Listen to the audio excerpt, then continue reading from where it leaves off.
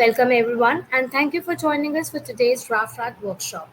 My name is Samriddhi and I'm part of the virtual events team here at Neo4j.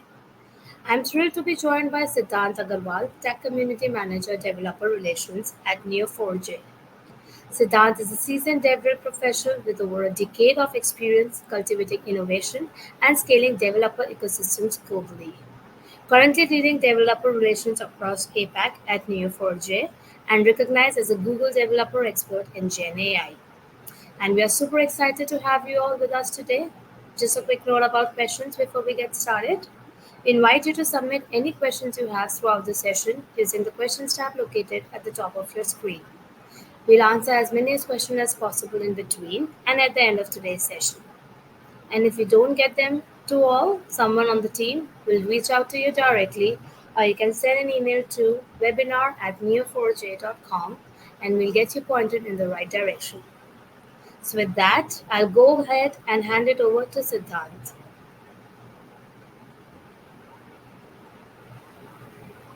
Thank you, Samriddhi.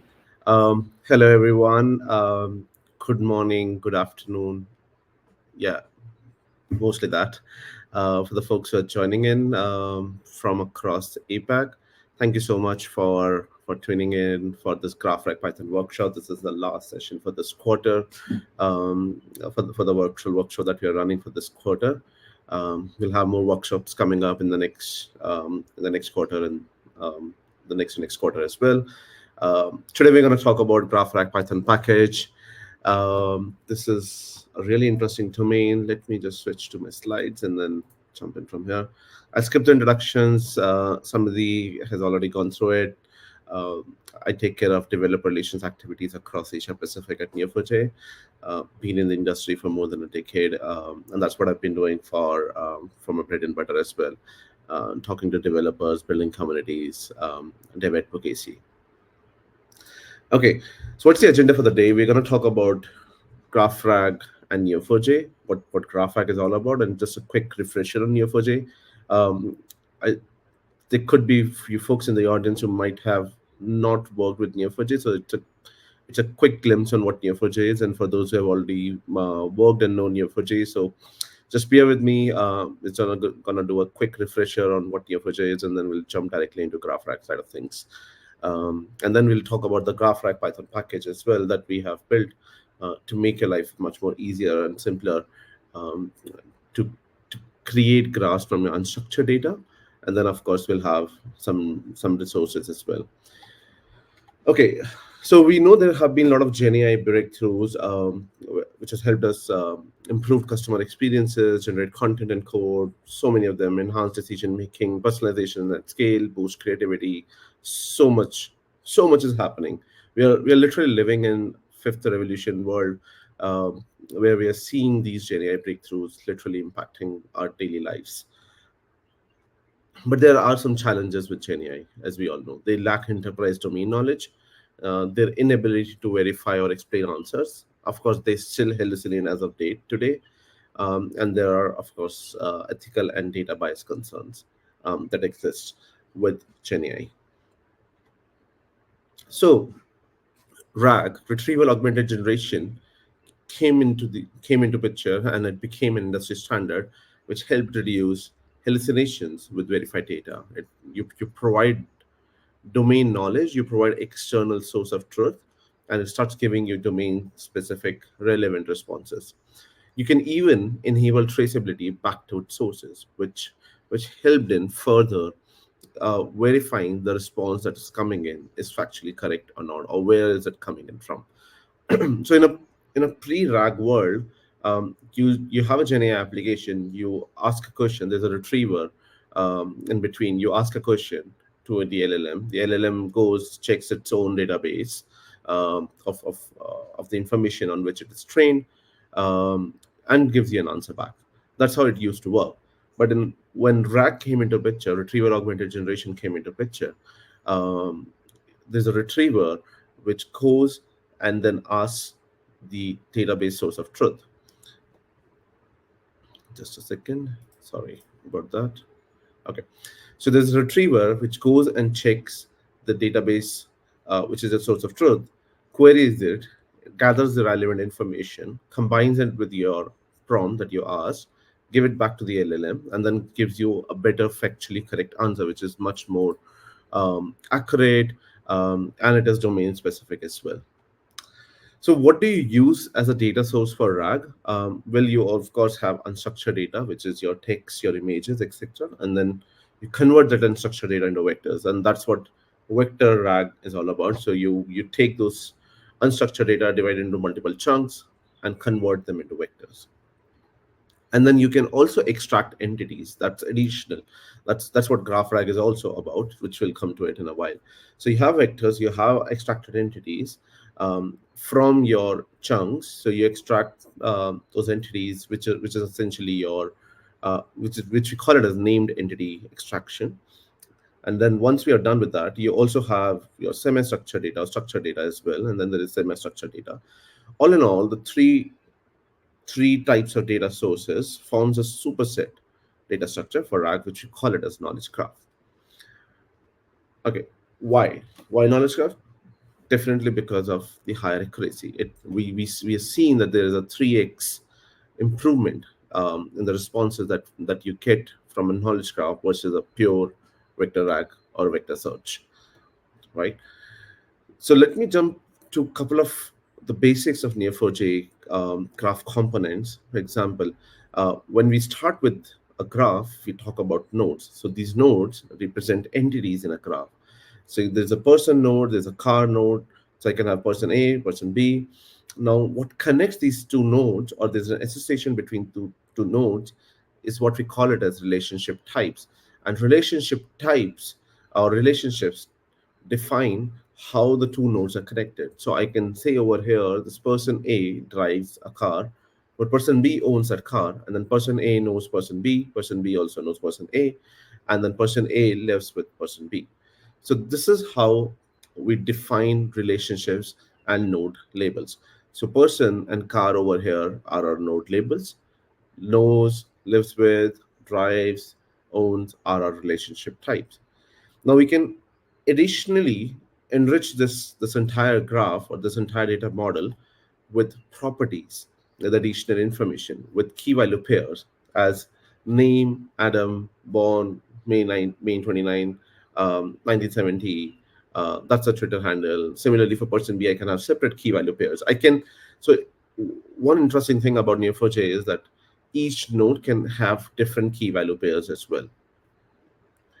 Right. Moving on from here, let's quickly jump on to our actual content for the day. So, what I would request, and if you want to follow along, you can just go to this particular URL, which will take you to a Google Doc document, which has the link to the course. It has an OpenAI key and some resources that I'm planning on sharing towards the end. Now this is a course link that we're going to use. So what I'll do is I'll just copy this URL and paste it in the chat window, in the Q&A section. And again, if you have any questions in between, feel free to reach out, put it in the Q&A section, and we'll take up in between. Okay, so that's the URL that you have to go to. Um,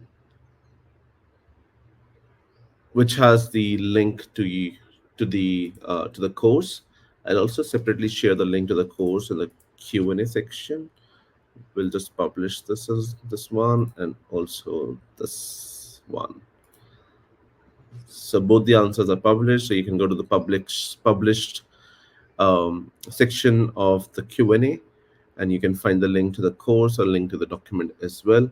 So this is the course that we're going to follow. There's an OpenAI key. This key is valid until the workshop, so you might have to plug in your own key. So let's jump to our course. So once you open up that link, you will be landing on this page where we have all our content. And once you enroll in the course, you sign up on Graph Academy. So the entire workshop is going to run on Graph Academy. It's our place where we run all our workshops, all our content, all our courses. we're going to talk about Graph Academy towards the end as well. Excellent platform. So we're going to use Graph Academy, um, where we're going to run the entire GraphRAG workshop. So I'm going to switch between my one of my screens and the other screen. So don't mind if I'm not looking at the screen directly to you. So this is where we have our workshop hosted, and in this workshop we're going to learn about how to use what vector indexes to search for similar data. We're going to create embeddings and also vector indexes. Then we're going to build a graph of unstructured data using Python and GraphRAG Python package. So we have divided this entire workshop into two broad modules. So the first module talks about this, and then the second module is where once we have constructed a graph out of the unstructured data, we're going to use our Neo4j GraphRAG Python package for the retrieval part. Okay, so let's move on from here and go to our setup mode. So this is a repository. It's available on GitHub where the entire code is hosted. So we have entire repository available for you, so you can check back on this after the session. But we're going to run everything from Graph Academy, as I said. You have two ways of running this workshop. So one is either you use GitHub code spaces or you develop on your local machine. It's a little setup that's needed on the local machine. That's why I prefer going with GitHub code spaces. So all you need to do is just click on this button called open in GitHub code spaces. um, it will ask you to log in to your GitHub account, and once you do that, you create a code space. It will open up, it will do a clone for you. Git clone is already done for you, and then sets up the environment. So while this is running, let's go back. This takes a little while, so while this is running, let's go back to our course. As I said, you have an option to develop on a local machine as well. The bit of efforts in terms of the entire there's no installation as such. There are just one thing that you need to install is Python library should be there in your system, and then you can do git clone and then run these commands. Okay, so we'll skip this. You can do this in your um, in your leisure after the workshop. We're going to stick to the GitHub code spaces. So we're going to set up our environment. We're going to create a copy of .env.example file and rename it to .env file. So everything is there in our GitHub code space, as I said. So we have to just fill in the required values. So we have already added this OpenAI API key in the Google Docs. You have to just copy this from there, and then Neo4j URI username password is available down below. So whenever you start this workshop, you see a sandbox being created for you, which and the credentials are auto-populated for you. So URI, username, and password is auto-populated the moment you start this workshop. Okay, so let's see if our code space is active, it's running. Okay, so that's where our env.example file is. Let's create a copy of this. Copy, and then we're going to copy, and then we're going to, I don't know why this is creating an issue. That's our env file. Let's rename this to .env, and here we will update our OpenAI API key, and the URI, username, and password is there in our workshop directly. So Neo4j usually has the username as Neo4j, so I'll skip that and then just update the password to the password. Okay. So next, it's still finishing up. Let's wait until it does that. And then we will test our setup by running this test environment.py file. This will attempt to create the connection between the sandbox and the OpenAI API key, check if everything is there, if our environment is correctly set up, because that's a crucial step. before we jump on to our actual content, and then you'll see the message of okay as well.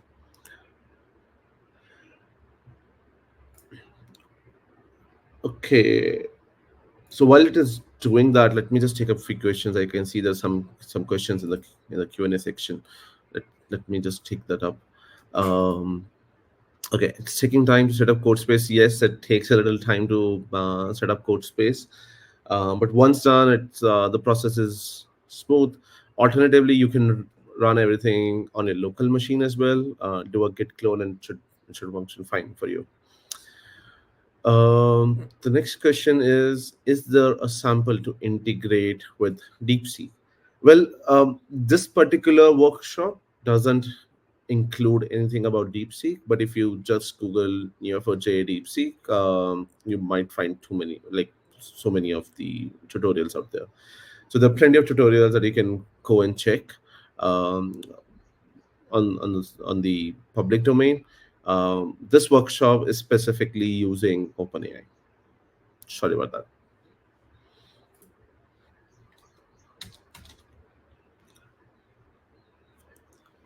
Okay, it's taking a little while to finish up.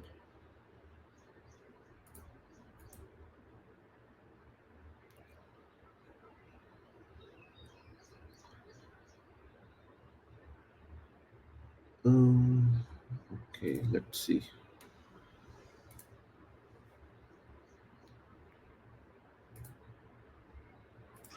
Well, by the way, this is our test environment Python file, which does the connection, which checks whether the .env file is there or not, whether your OpenAI API key exists or not. There's a Neo4j URI username and password that needs to be there. Does an authentication, checks the connection. If everything is fine, just gets you an okay for everything. Okay, let's try to skip this. Okay, we it's taking a bit of time for myself as well.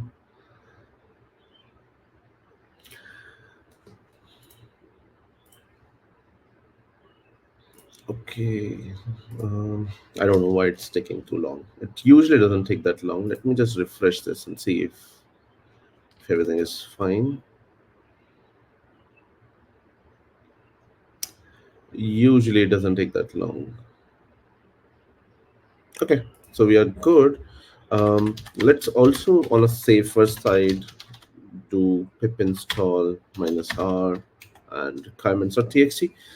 This is just to be on a safer side so that we don't end up with any dependency issues later in our workshop. Ideally, our code space already takes care of that. So once you click on that create code space, it does that job for you already. So it has already done that. Now I have to run this Python file. So I do Python test environment.py.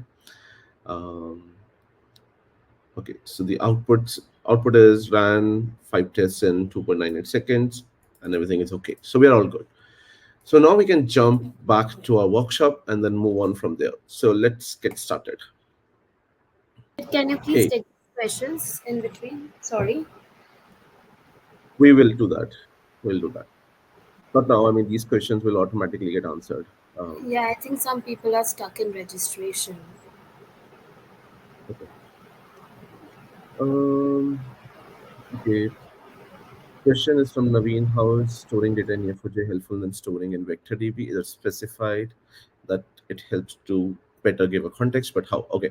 I mean, I'll take up this question, but not now, but towards a little later, not towards the end. Okay. If in case I don't answer it during the entire session, feel free to bring this up again. The next question is from Mayank. Is there any separate cost for using Neo4j except the OpenAI key? Well, you have a couple of ways to go about using Neo4j. One is you can use the sandbox on which this entire workshop is running. The sandbox, there's no cost attached to it, but the only downside is it has a limited longevity. I mean, after 72 hours, if I'm not wrong, the sandbox instances directly just goes away. So that's the downside of using a sandbox. And sandbox is just for experimenting, just for prototyping, just for testing, quick testing. The other alternative is to go with our Neo4j or our DB, which is a fully managed graph database as a service. It's no installation needed, and once you use Aura DB, you have bunch of options again. So one is Aura DB free, which is lifetime free, but gives you one instance for with 200,000 nodes and 400,000 relationships. Again, good for learning, good for exploring graphs, good for prototyping. May not be too relevant for building production level environments, but if your data set is just limited to, let's say, 200,000 nodes and 400,000 relationships, you can definitely use Aura DB free as well. Or you can switch from free to professional. It's a paid version. There you can, of course, build production ready applications. And then if you want more scalability, you can switch to business critical. There's another version that we have. Or there's Aura Enterprise as well, Aura DB Enterprise. Alternatively, I mean, if you don't want to use any of these, there's another option which is a community edition, which is an on-prem, self-hosted, self-managed. You have to take care of everything. It deploys anywhere, so you can just run it from any of your Docker containers, or hosted on any of your servers, and then you can run it from there. Um, that option of running it via the community edition, it's completely free. I think you have to go to downloads. Um, this is where it is, Neo4j for desktop, so that's where you can access it. Or you can even go via the cloud services. So you go to any of the hyperscalers, Google Cloud, Azure, um, AWS, and then manage directly from there, from the cloud marketplace. I hope that answers. Okay. So the next question is, it's not even connecting for me. Is it the issue is for the code space? If it is, then probably just do a refresh and it should work fine. If the issue that you face, what I face, is do a refresh of your browser window again. I mean, it should work fine. There's no issues as such um, with the code space in general, or connecting with the sandbox. The issue is I'm stuck up in registration. You might have to elaborate a bit. What is the issue that you're facing? Where are you stuck? Then only I'll be able to help you out. The process is pretty simple. You just have to open up this link in your browser window, um, enroll in the course. You might have to sign up, sign in with your Gmail, sign in with any email ID, or with the organizational email ID, and it should work fine. Okay, I've done this in my local machine. Pretty straightforward to spin up. Yes, definitely. So it's pretty straightforward to spin up. There's not much to be done. The next question is, how can we integrate with a deployed Neo4j in customer environment? Okay, so then I'll take up this question towards the end or later, um, when we when we when we are almost halfway through. I really need to move forward and then talk about the content out there. Um, what do we pip install? I mean, that's a good question. So there's a requirements.txt file which has all the dependencies that we would be using in later in our workshop. So just to be on a safer side, I did that. You don't need that generally. When your code space is created, it automatically does that pip install requirements.txt. That's the only purpose of running it. I mean, just to ensure that our dependencies are installed. So we would be using, let's say, OpenAI package in our library, sentence transformers, Python. All of these are being used, Neo4j, Neo4j GraphRAG. So just to ensure that our dependencies are there, I just did a pip install. So you might not need that, as I said. Um, Sorry, Bharat, I'm not able to understand what should be Neo4j URI. Oh, that's okay. Sorry. So if you go to your workshop, you have to set up your development environment. Again, as I said, for each instance, there's a separate details that is available, the sandbox details that are available. So once you are in the in this page, once you're on this page, in the platform, you sign up for Graph Academy. Just ensure that you've already you're starting new, you're not enrolled in the course before. So if you have, just do an unenroll in the course and then start again. um, and then you'll see the Neo4j URI over there. Just copy that and then paste it in the environment file. Okay. The next one is, I plan to only watch along now and take notes into the workshop later in the day. Hope that will work. Yes, that will work definitely. The only thing is, the OpenAI API key would get disabled after this workshop, so you have to plug in your own API key after the workshop. Okay, so let me just jump back to my content. And my question got the answer. Okay, next couple of questions I'll take up a little later. I believe everyone is all good with the setup. You can follow along later as well. Watch the recording.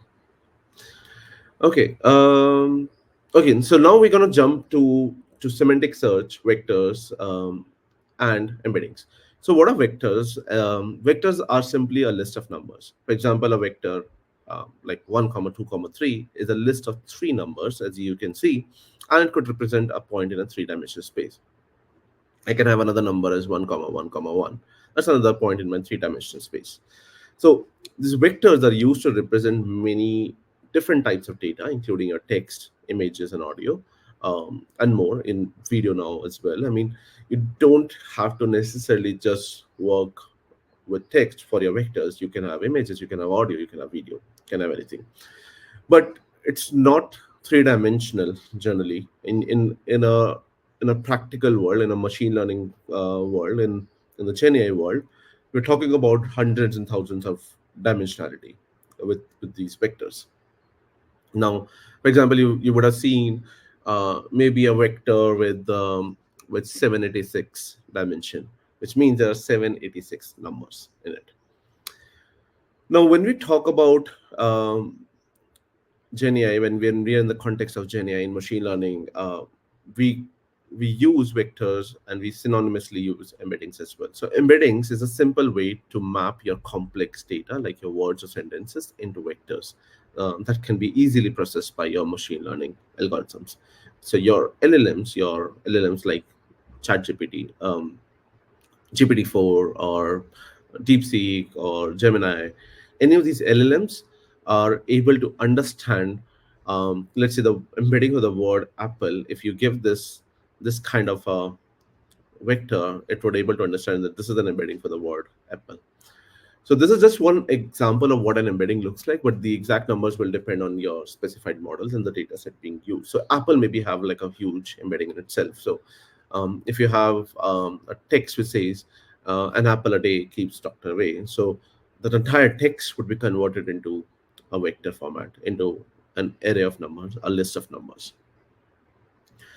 And then we use specialized models. So there are specific embedding models as well that are used to convert your text or your images or your audios into vectors. Just give me a second. I'll just take a quick sip of water.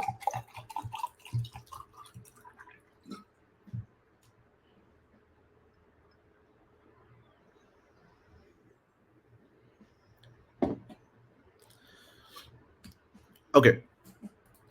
So we just the way the large language models are trained on vast amount of data, these embedding models also train a large amount of data, and they understand each word or phrase and then try to convert them into a vector, into an embedding, so the meaning doesn't get lost while they're doing that conversion, that text to an array conversion, list of numbers basically.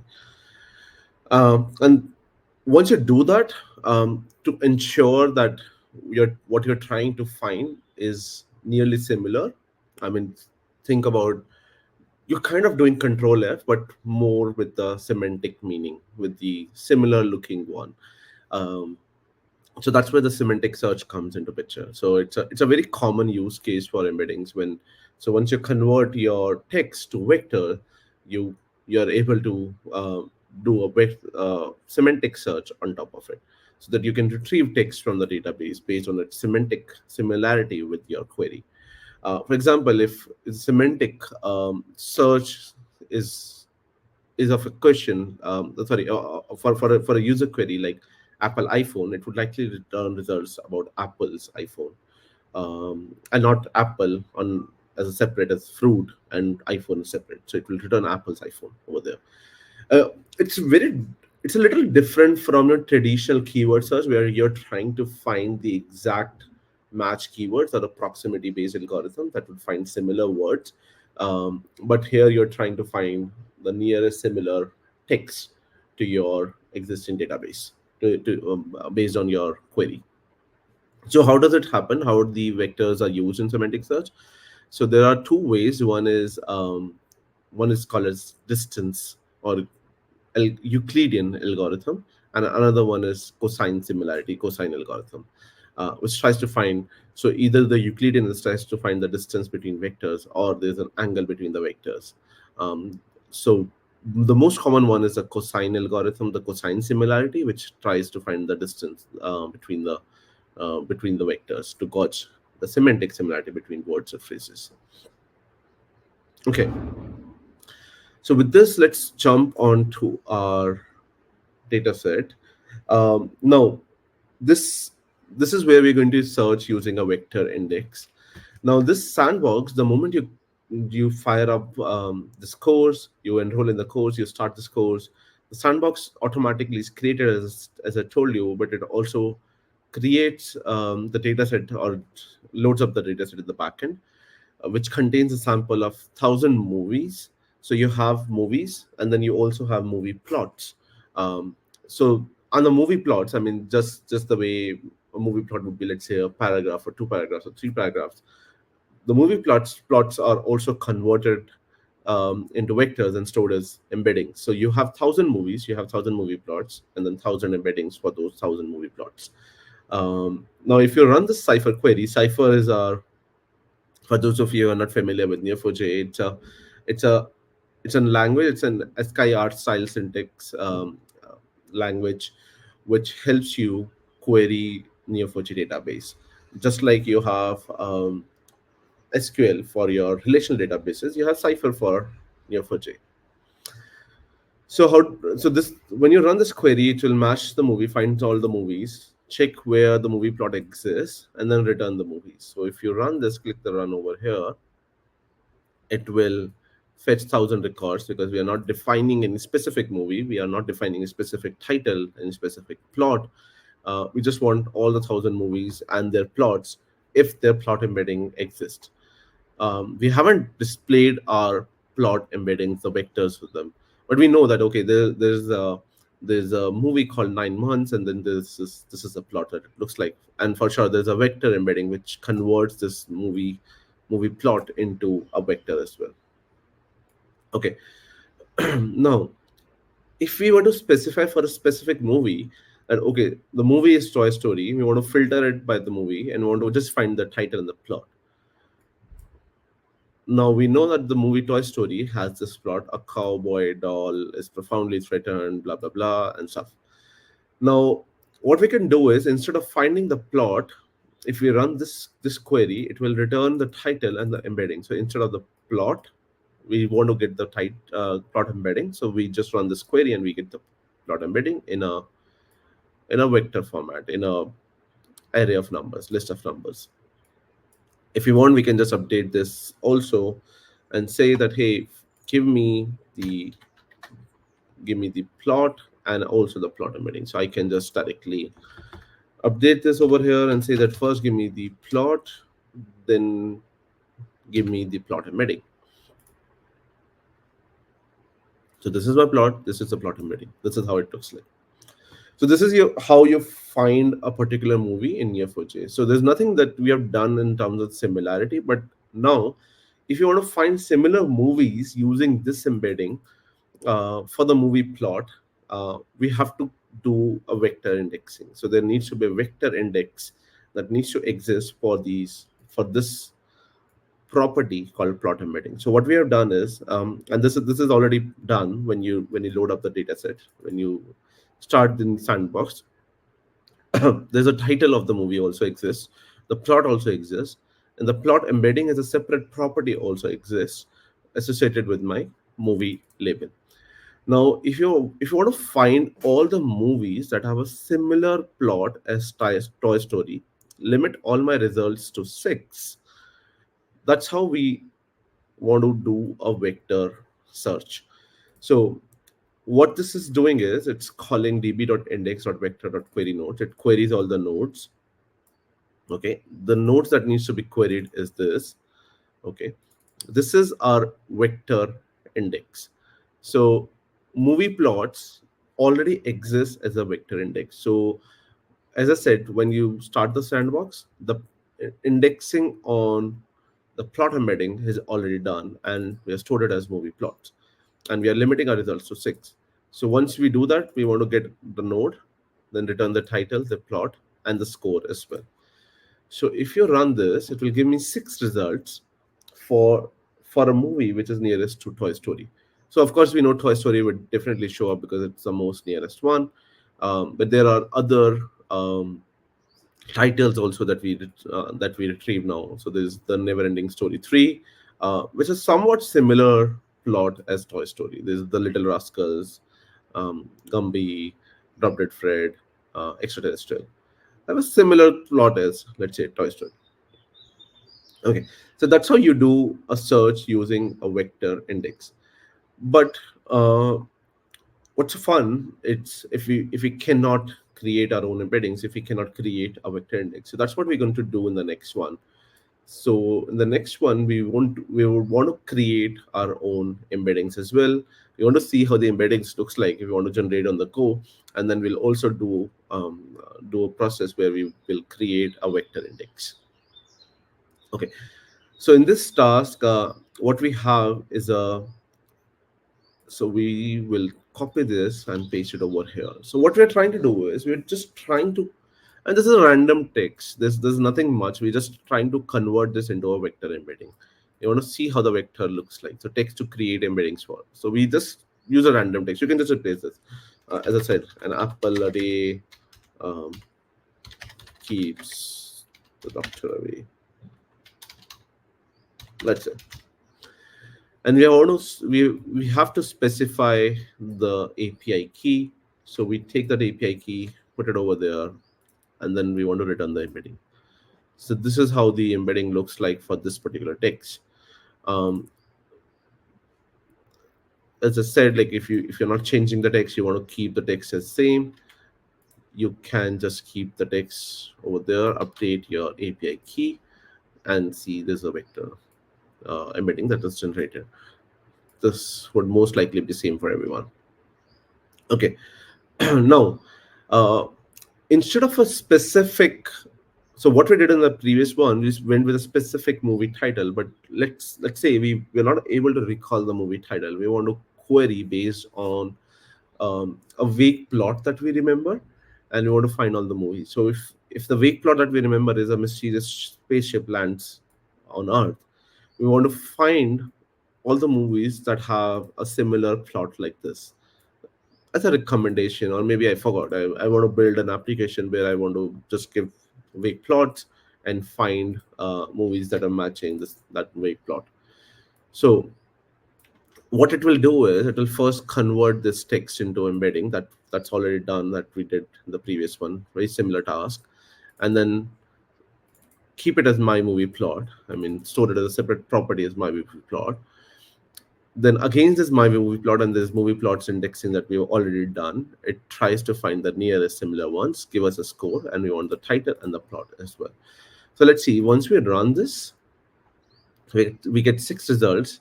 2001 A Space Odyssey, there's Alien, there's The Arrival, Conheads, Aliens, Stargate. So we have got 6 movies which have a similar plot, in which a mysterious spaceship lands on Earth.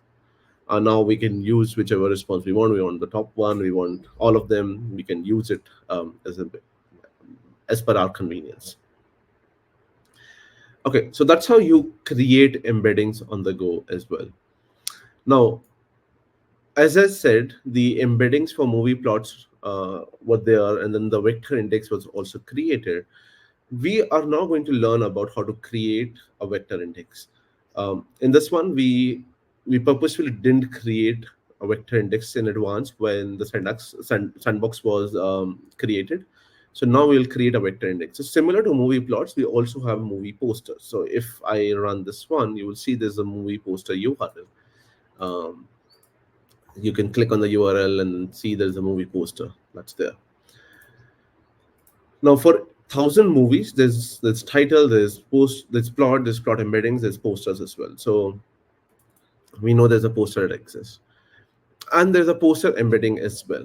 This poster embedding was created, but there's no index on this poster embedding yet. Um, so poster embeddings are there. Why we have done that? Because it takes a significant amount of time and resources to create these embeddings. There's so many API calls that happens, so there's a cost that is attached to it. That's why we usually create them in advance, and then you just load up the database with the embeddings as just numbers. Simple enough.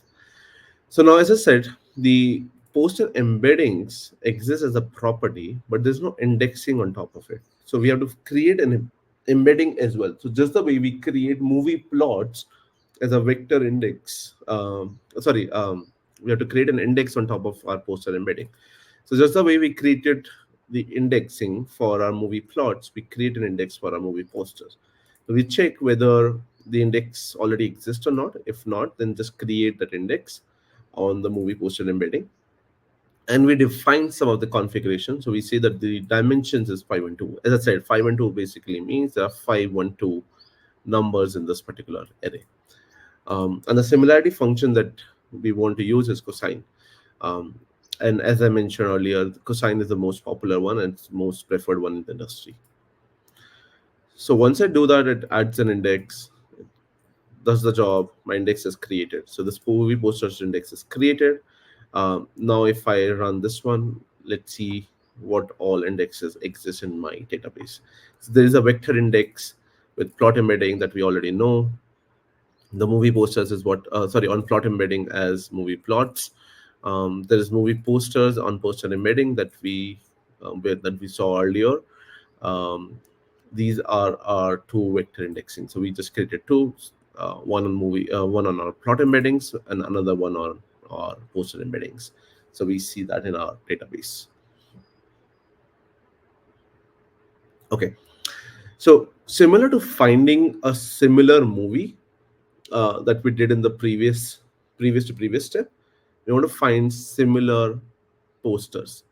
That hey, there's a movie. I know there's a movie. I want to find posters that are similar to this particular movie. So if I run this one, it will go and find movie posters which are similar to this movie, babe. So this is what my poster for the movie looks like. Of course, it will be shown as one of the results. So you see there are animals. There's a landscape view. There's this like a big open landscape. There's a hut. There are probably animals, humans. So let's look at another poster it generated. It generated almost similar one. There's an animal. There's an open landscape. There's playground for that animal. Um, does a fairly good job in generating the recommendations or giving the similarity ones. So there's again an open hayfield. There's a human probably discounted it for any of the animals. Maybe they just talked about characters.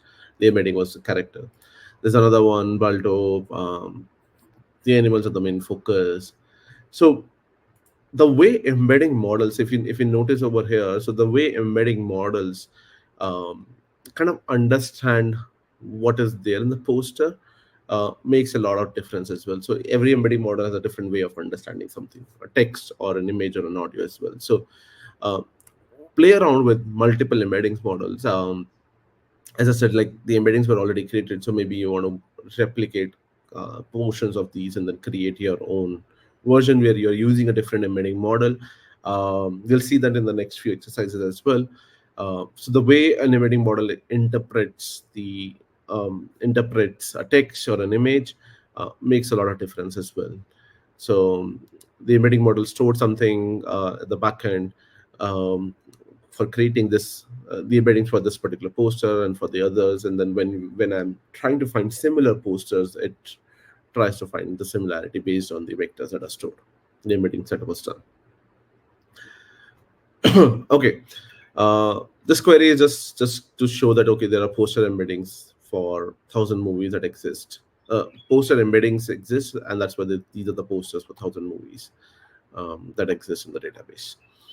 So yeah, play around with the titles. Maybe just change it to, let's say, Toy Story. We might not have Toy Story as a single. Let's see.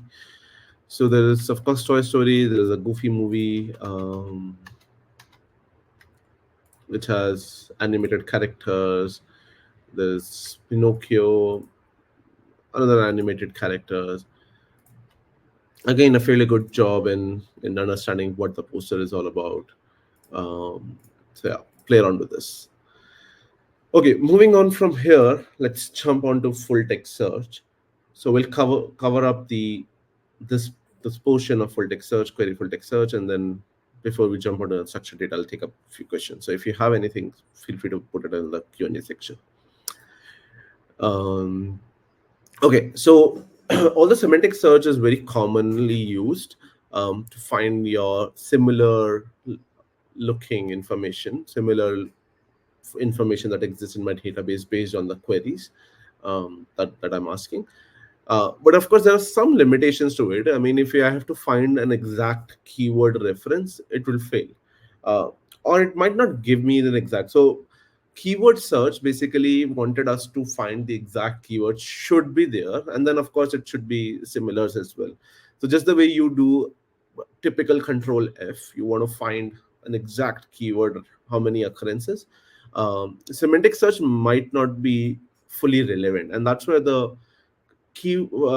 full text search comes in, where I want to ensure that okay, um, let's say Oscar winners 2019, it might give me results of Oscar winners in 2018, 2020, 2021, 23, 4, 5, for example. Give me anything.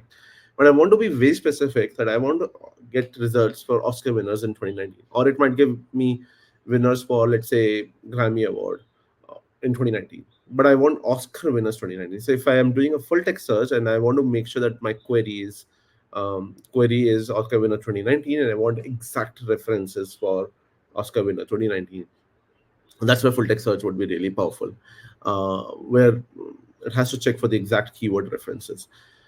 Well, what typically happens in a real world scenario, we don't do just full text search, we don't do just vector search. We rather do something called as hybrid search, which is a combination of semantic and full text search. Later in this workshop, we'll see how the two combine and how the LLM rates a response from semantic and rates a response from full text search, and then combines the two together and then gives you like a combination of results from semantic and full text, and then give you a better result. So we'll see that in later in the chapter, but that's how uh, hybrid search is more relevant as compared to just purely full text search or purely semantic search. But we want to also ensure that our data set that we want to use is fully equipped to handle full text search. So for that, we also have to create a full text index. Now, what we're trying to do is we are not creating any embeddings over here. If you notice, in the previous examples or previous exercises that we did, we created embeddings on plots. But here we are not doing any similarity. We're just doing a keyword. So we just have to create a full text index on our plots.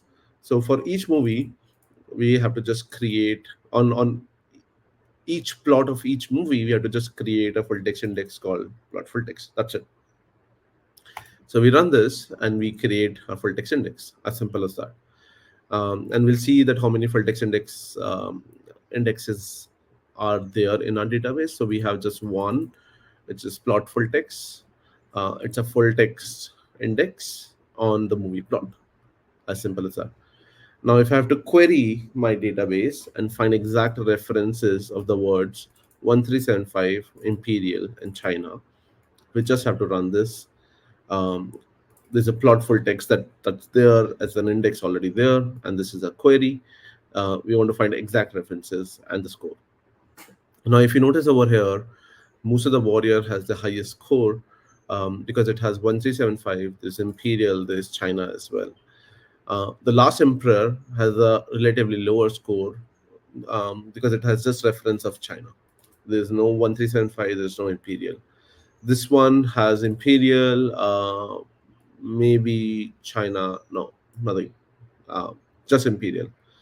So the full text, that's why you see there's a random results as well, because we are just trying to find the exact keyword references over here.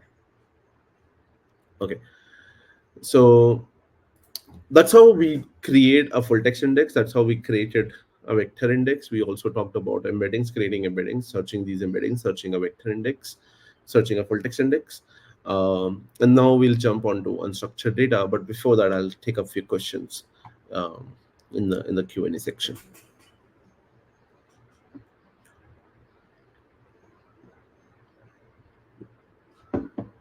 Just a second.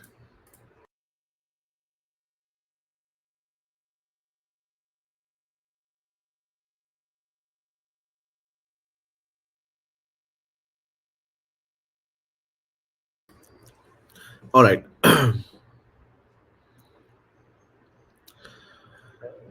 Okay. Naveen, I'll pause to your question.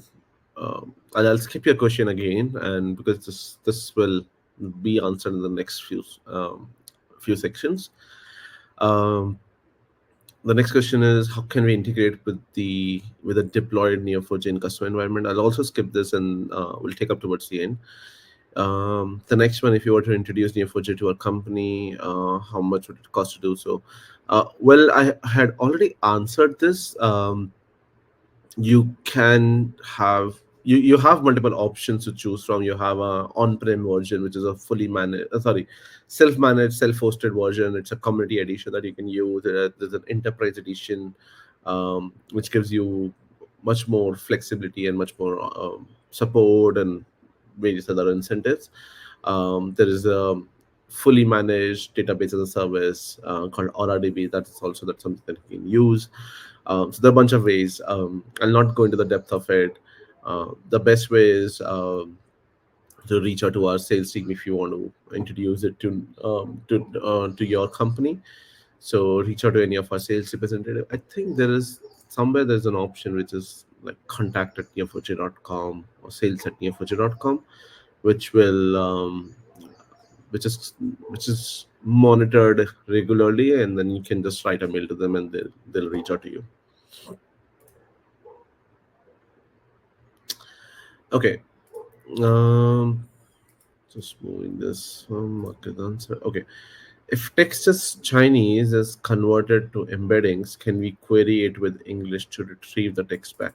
That's a very good question. You you can, but you would have to put in an additional translation API in between. So, for example, if your text is Chinese, when you're converting it to embeddings, it will convert based on the semantic meaning in the Chinese. So what you have to do is once you're retrieving it, you retrieve it in Chinese and then use a translation API to convert it into English. So there's no direct conversion where you're trying to retrieve in English and the text that is there in Chinese. I hope that answers. How to get the query window next to learning? Sorry, I joined late. What do you mean a query window next to learnings? I mean, if you're referring to something like this, it will be automatically there. I mean, the moment you create an account on Graph Academy, you enroll in the course, you go onto these sections, it will automatically be there. If it's not there, just do a refresh of your browser window. It should be there. Okay. Can we use Gemini in place of OpenAI? Well, yes. There's no restriction in terms of any large language model that you have to restrict yourself with. Um, for this particular workshop, we are using only OpenAI, but you can, of course, go back and update. Like, as I mentioned, there's a setup environment where you're doing Git clone. Once you do that, the entire repository, which is hosted over here, is available for you. You have to go back and make changes. So we'll jump onto these parts in a while. So all of these examples specifically use OpenAI, OpenAI embeddings, and the other elements from OpenAI. Um, you can change it to Gemini as well. So that's also doable. This workshop in particular is specifically built on OpenAI, so we won't be switching anything from OpenAI to Gemini. But you can do that. Okay. There's some more questions. Which is, okay. So I don't know where the other questions got lost. Never mind. I see a question that says, "What if I have a node called novel with properties like author, publication, plot in a movie graph? Okay, so that these two nodes complement each other for movies inspired from novels. Interesting. Okay, basically, I'm asking how to search multiple vector indexes so that I can query find me movies that were inspired by a novel. Okay, so that's a very good question. You For that, if you notice over here, there's something called as hybrid retrieval with graph traversal and vector retrieval with graph traversal. That's something that we'll jump onto it in a while. That's a very good question, by the way. Where And that probably answers the question for question by Naveen as well, when he asked what are the advantages of doing vector search in Neo4j, or storing it in a vectors or embeddings in Neo4j versus in a vector DB, where you're not just doing a vector search, but you're also doing a graph traversal. So you want to go from node A to node B. That's where the vectors are really helpful. Okay. The next question is, how can we create embeddings for the images using GenAI.vector.encode as well? Um, are you referring to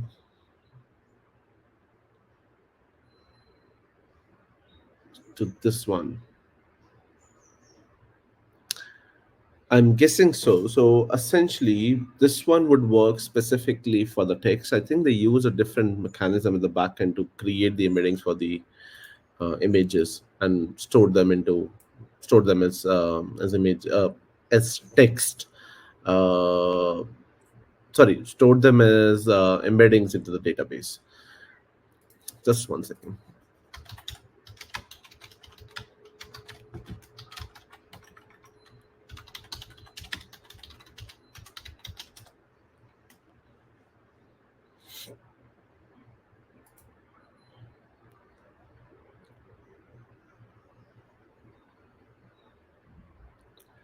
Okay, just a second.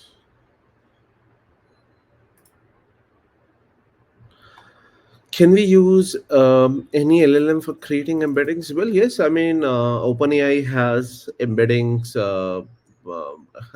model. Gemini also, you can find embedding models from Google Cloud. You can find embedding models from AWS. So yeah, I mean, it's not restricted to that. You can use uh, any LLM in their embedding models as well. So the embedding models are separate. You have to use one of them, but you can use any of them. When we ask list action movies directed by Christopher Nolan, semantic search results movies that match either action or Nolan, but not reliably only both. It also returns other action movies or Nolan movies which are not action genre too. How can we improve precision for such multi-condition queries using semantic search? Good question. So for listing action movies, what you're trying to do is you're trying to find action movies, and then also doing a additional hop of directed by Christopher Nolan. And that's exactly what I was mentioning when I was telling you that we'll jump to this part, um, where we have vector retrieval with graph traversal, we have hybrid retrieval with graph traversal. So once we are onto this part, this will be answered.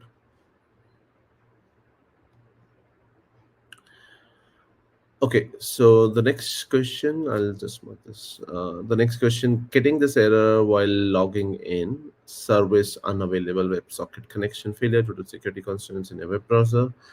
The reason of the failure is not available to the stream future driver, blah, blah, blah. I think maybe a firewall is blocking the access to Neo4j. I mean, usually that doesn't happen. I mean, Sandbox doesn't care about that. Try just refreshing your browser window, run it in incognito mode. I think that should help. I mean, I don't see any challenge as such with this. Which is best embedding model in your opinion? I mean, depends on your use case. To be honest, I mean, I don't have any comments on it. Which is the best embedding model?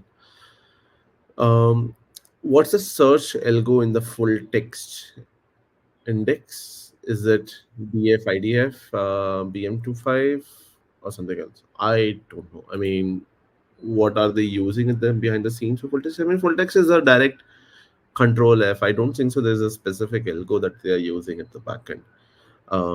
It's a simple exact match. They're trying to search. Okay, you put in you put in a string, and then you're trying to find exact references. I don't think that's a difficult job in itself.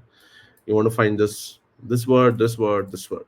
I mean, why do you want to use any algorithms?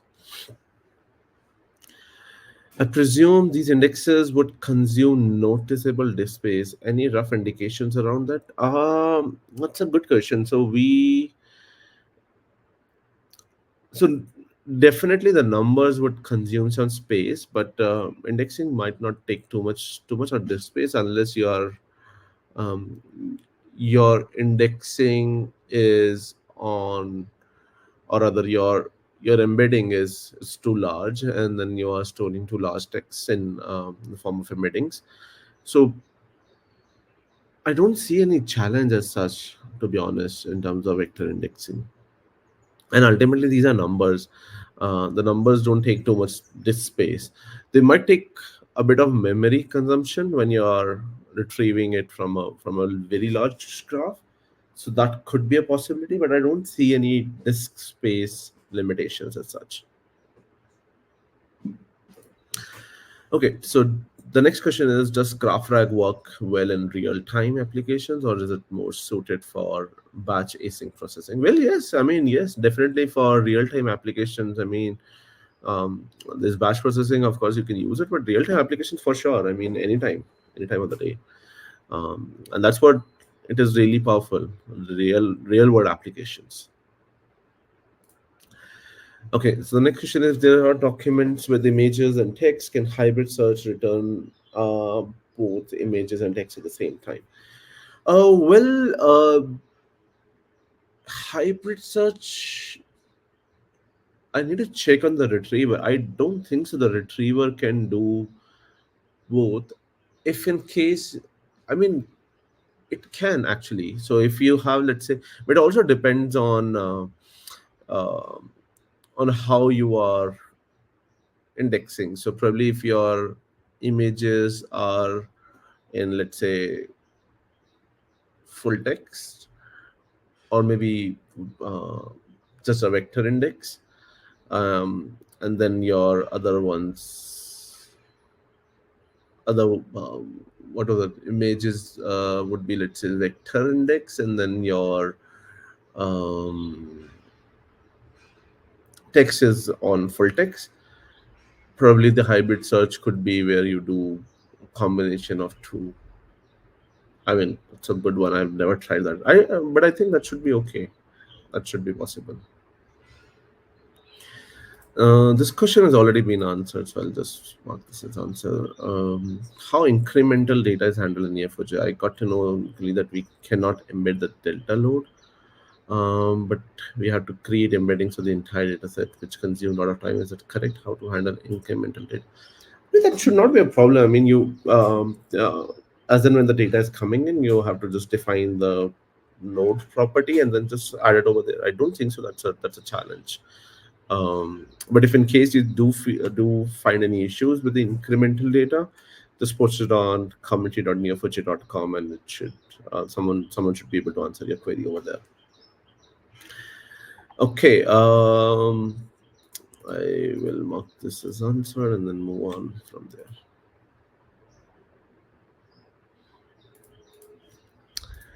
Okay. So the next one we're going to talk about, where was I?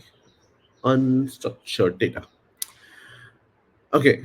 We'll take up more questions later, and I hope most of them will get answered in a while. So we're going to talk about unstructured data now.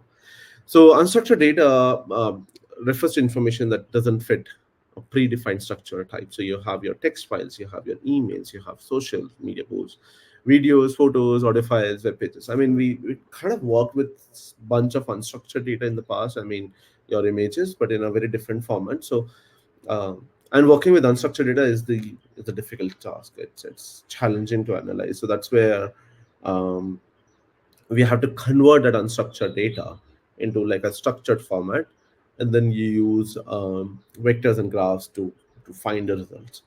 Um so what we do something called as in a vector rag. If you recall what I talked at the start, we talk about rag, we talked about vector rags. So in the vector rag, there's a concept called as chunking. So instead of dealing with a large amount of data directly at the start, and converting it to vectors, we break it into smaller, more manageable chunks. And this process is called as chunking. So let's say if you have a PDF, which is probably 100 pages. So each paragraph is probably divided into chunks. So now there's a chunk overlap. There's a method where we have to define, okay, um, how many characters should be there in one chunk. So there could be a possibility that paragraph would be maybe 15 lines, uh, but your chunking size is is ending at the character where it is probably eighth line, 50th character, for instance. So that will be one chunk, and then there will be chunk overlaps of previous few characters from the first chunk, and then would be there at the overlap, and then it follows the next chunk. So you chunk them, and once you have the chunks, you convert them into vectors. Same way. So now in our plot embeddings, we had smaller lines, just one line, two lines. So we were able to do directly embeddings. But if for a bigger data set, for a large amount of data, we have to do these chunking, split them into chunks, convert them into vectors, store them back into the database. So that's what we're going to do. We're going to split text into chunks and create embedding. So we have this one knowledge graph vectors folder. If I switch back to my code space, GitHub code space, I have this one knowledge graphs vector. There are two files over there. Now, what we're going to do is we're going to first create an embedding, do embed, uh, do the embeddings for our chunks. So we'll create the chunks and do the embeddings for it. Okay. So what are we going to do the chunking for? So this is our text. This is how the text looks like. It's a pretty long text. There are probably more than 10 lines of a text. So we'll do a chunking for this. How do we do the chunking? So we use something called as fixed size splitter. So that's part of our package, GraphRAG package, where it helps you split into fixed size chunks. So we define a chunk size of 100. So we use a fixed size splitter, define a chunk size of 100. There's a chunk overlap of 10. As I said, there's the previous 10 characters would be in another in the next chunk, and then we just printing the chunks over here. Once the chunks are there, once we created these chunks, we can create the embeddings for these chunks. So we use our embedder here. We use the OpenAI embeddings. There's a model that we're using, which is text embedding 3 large. We go over each chunk, convert that into an embedding. So that's what is happening in this particular example. So let me just go to our example over here. This one. Oops.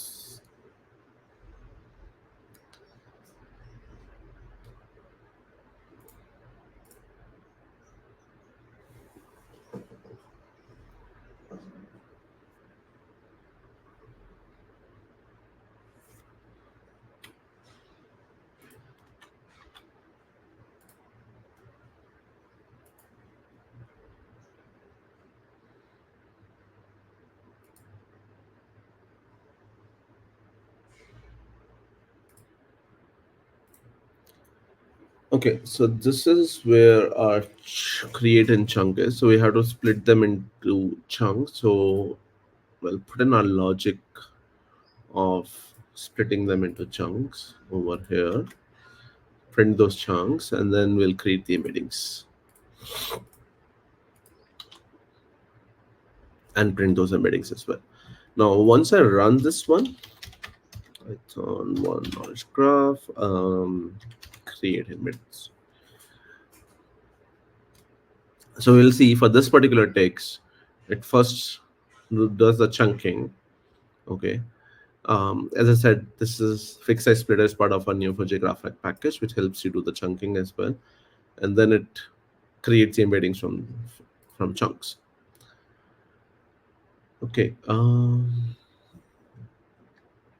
Why is it not working?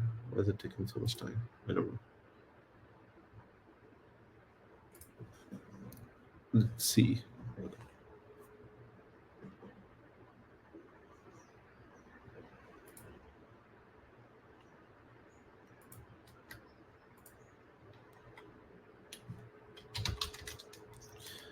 Okay, let's run it again and see how much. Why is it taking so long? It doesn't take that long.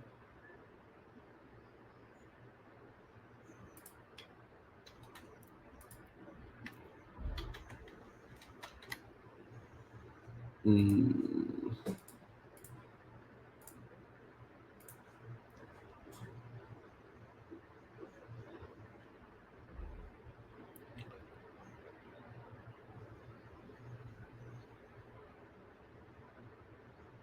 okay, so it took a while for the embeddings to be generated. So it was doing one at a time.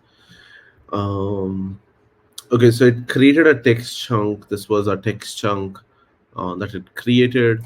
This is the next text chunk. So on and so forth. It created multiple text chunks, and then it created embeddings for each of those text chunks. I don't know where is the there should be a line end as well and end of line break or something. But yeah, this is how it generates embeddings for each of those text chunks. You can go to solutions folder within the first folder, and then you can click on create and embed chunks. You'll see the entire solution also with you. Okay, now we'll go back to our workshop content, and then we'll move on to the next section, which is knowledge graph. Okay, so knowledge graphs, think of knowledge graph as like, I mean, we talked about knowledge graph in the slides earlier, but think of knowledge graph as like superset data structure for your RAG, where knowledge graph is your kind of like a specific implementation of a graph database. It sit on the top of it. It's like an umbrella term, in a very simple words, where you have multiple subgraphs, and then you connect those subgraphs together, and then build a bigger graph, which we call it as knowledge graph, which is actually tailored for your semantic search, data retrieval, and reasoning. So a couple of you asked, like, how do you go from one node to another, from a chunk to maybe a node in in my graph. That's where your knowledge graph comes into picture. And I see there's a question as well that's coming up, that how do you relate embeddings, chunks, and tokens. So that's how you do that. So you have the source now, instead of just the chunks as a separate information, but rather your chunks are connected to your main source as well. So your chunks are connected with each other. So in the example that we did, we just created the chunks and then we did the embeddings. We didn't store it back, but the the actual power would be, the real power would be when we create these chunks, create the embeddings, and then when we are storing it back, we're creating this kind of a structure where there's a chunk which connects to the main source, and then the chunk one is connected to chunk two, chunk two is connected to chunk three, and chunk three is also part of the source. So that's how you find that.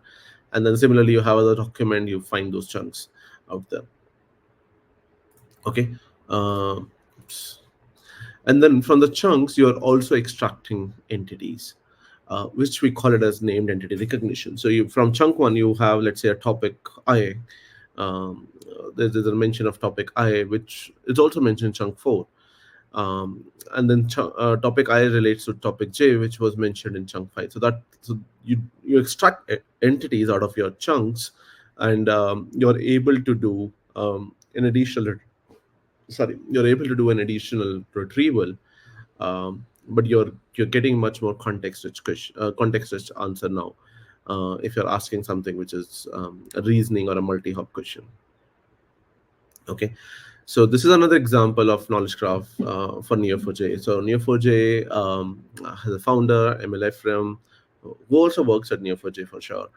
Neo4j founded in Malmo. It is also located in Malmo. They also have an office in London. London is capital of United Kingdom, and Neo4j is a company, is owner of neo4j.com, which is a website. There's a blog post, which is an article which refers to a documentation on an article. It's published on neo4j.com. Blog post is also published on neo4j.com. Blog post is about Neo4j. It's written by ML Ephraim. It refers to database. So you see that ideally, I mean, if you look at it, it might be separate graphs in itself, like bunch of them. This alone could be a separate one. This could be a separate one, and this could be a separate one. But they're rather interconnected with each other and forming you a bigger graph called knowledge graph. Okay, so now we're going to use large language models to create a knowledge graph for us. So um, we're going to do a text chunking and feed these chunks to the models so that you can extract entities, relationship, and properties from the text. And these that can be used to populate our nodes and edges in a knowledge graph.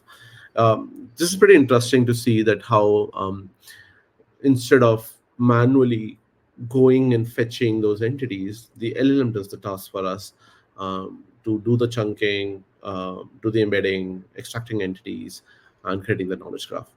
So that's what we're going to see in the next exercise of building a knowledge graph. So it's pretty simple as we did earlier. Um, Instead of the previous file, we'll switch to our build graph.py file. The previous steps remain the same. So we have to chunk the text, we have to embed the chunks, list the entities and relationships to extract nodes and relationships from the chunk, and then create a pipeline, then run the pipeline. Pretty simple, to be honest. I mean, it looks simple and also simple when you really execute this, if in a step-by-step format.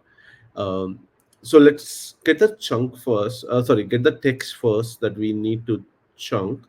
Um,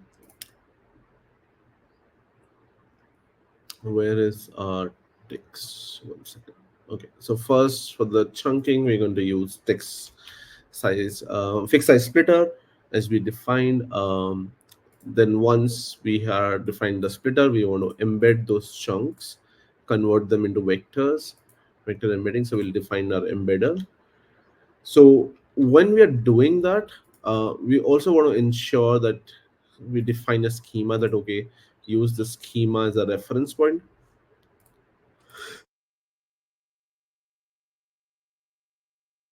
Sorry about that. um, so we want to define a schema like, okay, if you find person, house, planet, organization in my text, you see the relationship as son of, heir of, rules, member of, and the potential schema could look like this: person is heir of house, house rules planet, Person is member of organization. So if you find this kind of a schema, entities and relationships in my text, extract them, extract from the chunks. So next we want to build a logic where we want to extract those, and keep it as a JSON object. um, Extract all the nodes and relationship from these chunks. And then the next part is just to create the pipeline. Pipeline is simple. I mean, we are just defining the splitter. We define the driver. um, Define the driver was initialized at the start, where we given the URI, username and password, which is fetching from our environment file that we created earlier, at the very beginning. So driver is there, there's a text splitter, there's an embedder, we define entities, we define relationships. So it's a simple knowledge graph pipeline that we are creating over here. Define a potential schema, the LLM to be used. So we are using OpenAI LLM function, and we are using GPT-4 over here. Um, and there's no PDF involved, so we are good. And what is our text? What is our text is over here. So we have this text. So these are four lines of text roughly. So you want to ensure that it fetches, it converts them into chunks, and does the embedding, extract these nodes, and insert to the database. So let's run this one.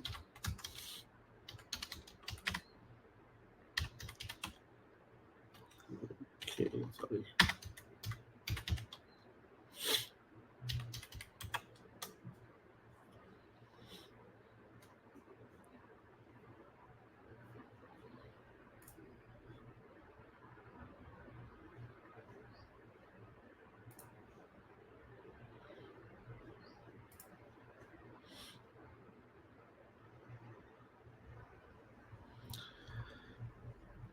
Okay, let's look at it.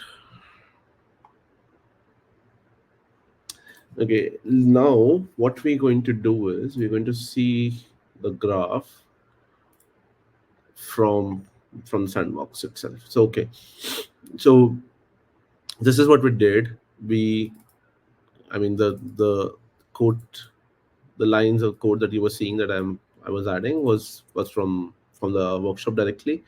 So we chunked the text, we did the embeddings on the chunks, we listed the entities and relationships to extract, extracted them from the chunks, created the pipeline, then we ran the pipeline, it did the task. Now we want to see how it did. So we're going to see the chunks and then return star. I'm return all my chunks. So this is my one chunk. This was another chunk. So there were two chunks. The two chunks is what was needed. So from this chunk, it extracted this particular node, which is Bene Gesserit. This is another one from this chunk. Now, from, and this was also referenced in this chunk as well, by the way. Then there is house, which rules a planet. I don't know what was the other one. What was the house rules a planet? Yeah. Um, then this is another chunk which is mentioned over here. There's Paul from this chunk. There's Lady Jessica who's mentioned on another chunk, but Paul is son of Jessica. So a lot of you have asked like how the relationships work. So if I have to query from Lady Jessica, it will also do a, and from Lady Jessica, it have to find relationship for Paul. It will be able to do that, quickly and easily. Cool. So that's how you build your knowledge graph using LLMs. So congratulations on completing the first module of this workshop. So we talked about vectors, we talked about full text indexes to search a similar data. We created embeddings, we created vector indexes as well. We built a graph of unstructured data using Python and the GraphRAG Python package. So that's what is all about the first module. Um, Fairly simple, I believe. Next, we're going to go into the depth of Neo4j GraphRAG package. Let me see if I have something in my slides. Okay, so far what we talked about is the creation part where we're using LLM to generate a knowledge graph for us, and eventually it is helping with higher accuracy and relevance. We can have real time updates, uh, the incremental updates that someone asks. It's definitely doable. There's explainability and governance. We can go back and check where the information is fetched from. Um, and of course, there's accelerated development because of the native integrations with all these um, frameworks like LangChain, LlamaIndex, Haystack, etc. Okay. So the Python package helps you not just build your knowledge graphs, it will help you transform your documents um, into a GenAI ready knowledge graph with vectors. So vectors are going to be there. So your knowledge graph is also there. Everything is there that your GraphRAG Python packages help you build. But you can also implement a bunch of knowledge graph retrievers that we have built and eventually build your GraphRAG pipeline. So you combine the entire RAG process with retrieval, prompt, LLM using just a few lines of code that we'll see as well. So what are the retrievers that we have? So we have a vector retriever and a vector cipher retriever, which so vector retrieval will do just a semantic search, a simple, pure semantic search retriever. A vector cipher will additionally do a semantic and will also do a graph traversal. That we'll see. Now, what will a hybrid retriever will do? It will combine your vector and your full text. So, if you recall, we mentioned about hybrid search earlier in the previous section, where we talked about full text search, and we also talked about why a combination of vector plus full text would be more relevant. So that's where a hybrid retriever will be there. So think of hybrid retriever like an additional um or kind of uh, hybrid retriever as a combination of vector retriever plus full text. Now, a hybrid cipher does the same thing as vector cipher retriever, but it can additionally do full text search. And the fifth retriever is a text to cipher retriever. It will translate our natural language queries into cipher. Okay, so let's see how these work. These are the retrievers as I talked about: vector retriever, vector cipher, hybrid cipher, and texture cipher. Let's jump on it and then move on to our section. I'll skip this part because we already covered what is RAG all about. So I'll skip this one and then move to the vector retriever. So we're going to implement and see how the vector retriever works. Um, so this is great because if you want to just do a vector search, we can easily do it within Neo4j. It will go and do a cosine similarity search and then give back the results to us. Let's go to this particular folder now, Neo4j to Neo4j GraphRAG, and there's a vector retriever Python file. So this is what we want to use, and there's this vector retriever Python. I'll close all of these just to avoid confusion. Okay. So again, the process is very similar and easy. Now we don't have to build a KG pipeline because that work was already done. We want to just initialize the embedder, initialize the vector retriever, and then use the retriever.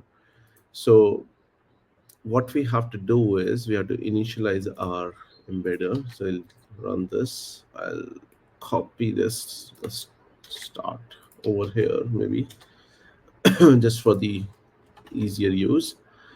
So we have initialized our embedder. We are going to use text embedding ADA002. And then we are going to initialize our vector retriever. What is a vector retriever is doing? Now notice over here, it's not doing anything different than what we talked earlier. You need to have a index, vector index. There's an embedder that you need to have, and then you have to just define what are the properties that needs to be returned. Now instead of writing that entire code, the vector retriever, the function itself does the job for you, and it takes care of everything. So you do not have to define the node properties directly in the way we did last time in the sorry in the previous section. Is to define your driver, the index, the embedder, and the properties. And the retriever is where things get interesting, where we have to now implement this entire retriever. And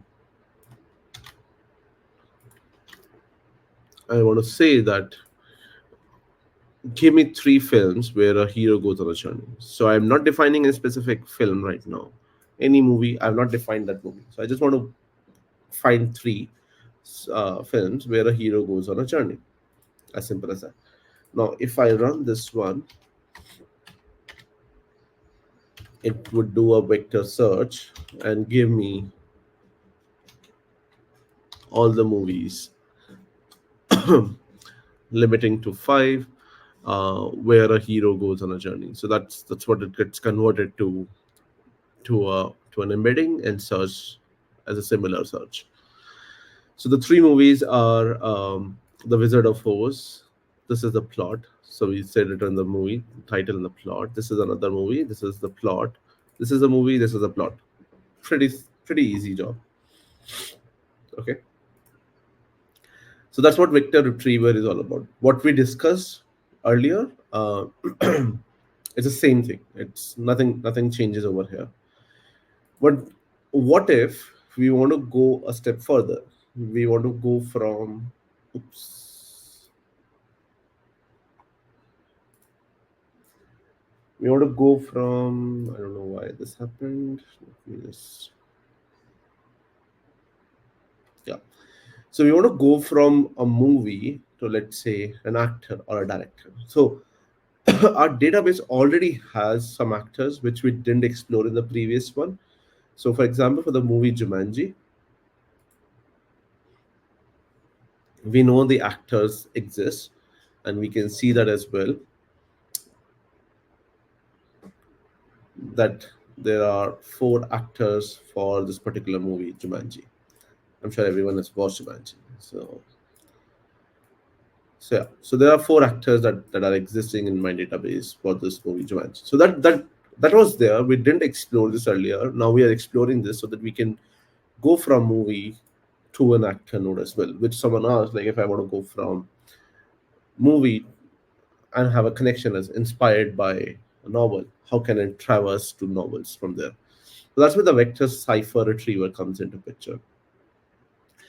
So going back to our code space, we're going to use now vector cipher retriever instead of vector retriever. Process is same: initialize the embedder, initialize the vector cipher retriever, initialize and use a retriever. The process remains the same. The change would be just over here in this initialize vector cipher retriever. So what would be changed is, so let me first initialize my retriever.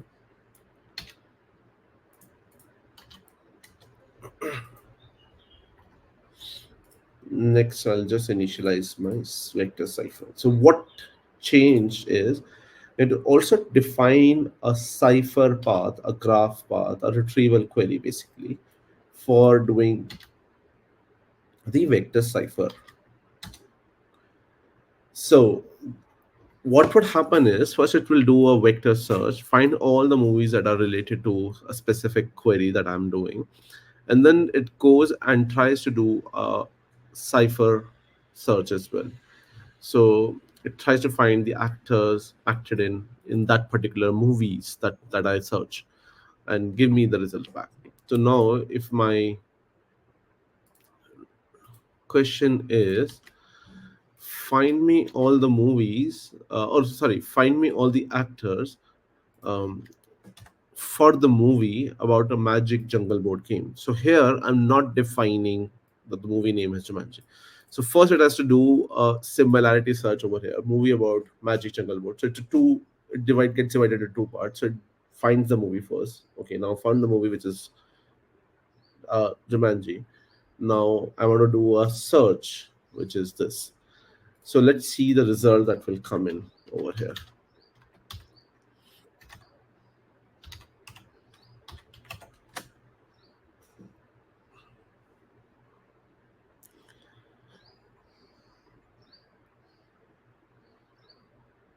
So the actors in the movie about the jungle board game that we are referring to is Jumanji, and the actors are four actors that we talked about. So that's how you go from a vector search only mode to a vector plus graph retrieval mode.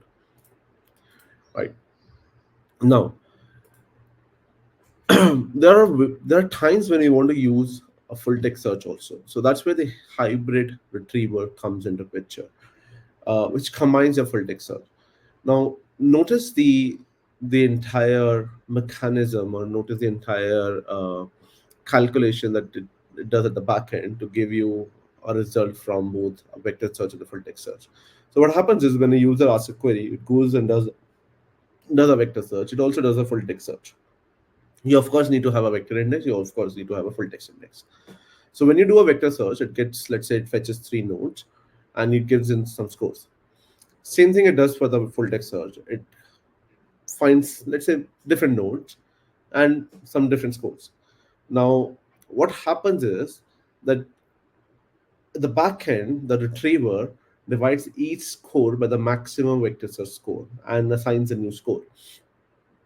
So the maximum vector search score was zero point 0.9. So it divides it, gives a new score. Similarly, it divides these scores with the maximum full text search score, right, for the top results that we found, and then gives the new results. Now it combines the two together. Once we get the new results, it combines the two together and reorder by the score and return the top k node. So we saw that, okay, there's one here, so they're over here. This 0.56 and this 0.86. So this will of course take a precedence, and then it will be in the results, in the final results. Now, when do we use a hybrid retriever? What are the occasions when we want to do a hybrid retriever? So when we want to do a similarity, and also want to see as exact references also. So if you recall, we talked about 1375 Imperial China. We want to find a movie uh, which is a setting in 1375 Imperial China. So something similar to that is okay for us. So that's what we're going to do in our hybrid retriever now. We're going, and again, the same process. We have to initialize the embedder, initialize our hybrid retriever, and use that retriever. So let's initialize our embedder first. Then we're going to initialize our hybrid retriever. Now, as I said, in your hybrid retriever, you need to have vector index, and you also need to have full text index. So that's what we already created in our first module. We had the embedder, and then we want to return these properties. And then we want to just use the retriever and say that, okay, what is the name of the movie that is set in 1375 in Imperial China? Uh, so you want to find a similar movie which is set in this. Uh, and I want to make sure that it also does a combination of full text and a vector search. So if I run this one, let's see how the results looks like.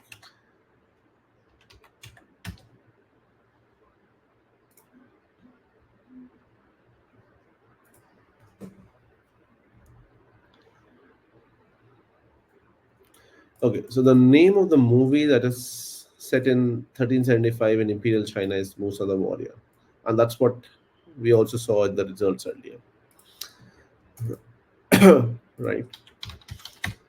Okay. So why we do that? There could be possibility. I mean, for example, you might feel that, okay, it's just doing a full text. Yes, I mean, yes, for sure. I mean, it found the results which are more aligned in the full text versus a vector search. Maybe if I just do this in a vector search only, maybe I not get the result that I was looking for, because I wanted this to be there. These three words should be there in my movie plot. So that's how this hybrid retriever is helpful. And next we're going to talk about the hybrid cipher. Very similar to what we talked about in the vector cipher. Imagine if you want to go from the initial movie that we got, Musa the Warrior, and want to find the actors that acted in the movie. So, oops, sometimes Sandbox does that. So, so okay. So now we want to see that whether Musa the Warrior has actors or not. So yes, we know that there are four actors again for this particular movie, Musa the Warrior. Um, we're going to implement almost everything that we did in our vector cipher. Um, just the only change would be this portion over here, which is the hybrid cipher. Here we will change the indexing. We'll add in a full text index also, and of course the query will change from here. So if I go to my hybrid cipher retriever, I do the same thing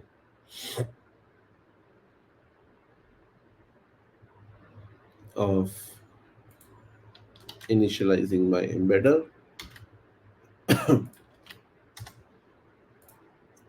initializing my hybrid cipher retriever, which, as I said, there's a retrieval query which remains almost the same unless you want to make any other changes. You want to add any other retrieval. Um, this driver, there's a vector index that we added, there's a full text index that we added, there's a retrieval query, and then we want to use the retriever and say what are the names of the actor that acted in the movie that is set in 1375 in Imperial China. Now let's run this.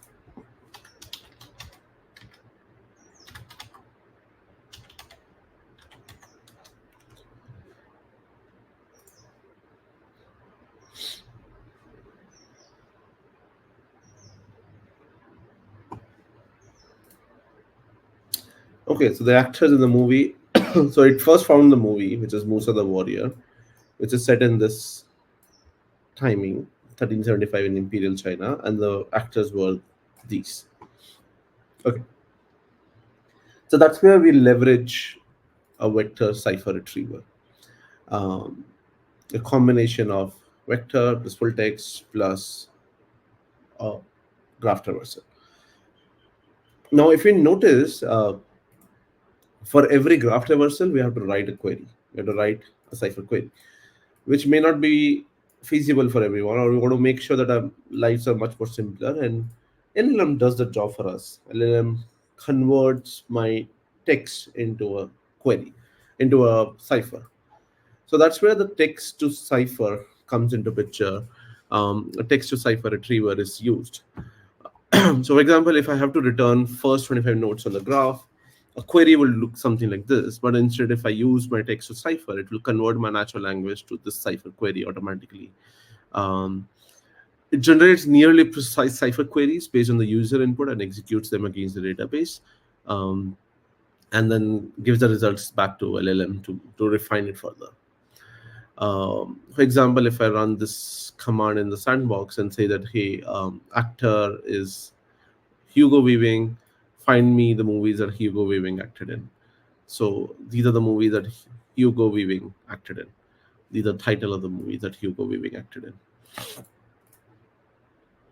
Now, if I have to use a text to cipher retriever and make sure that this kind of query is generated, I just have to type in what are the movies in which Hugo Weaving acted in, and it should generate this kind of a cipher query, run it against, give me all the titles.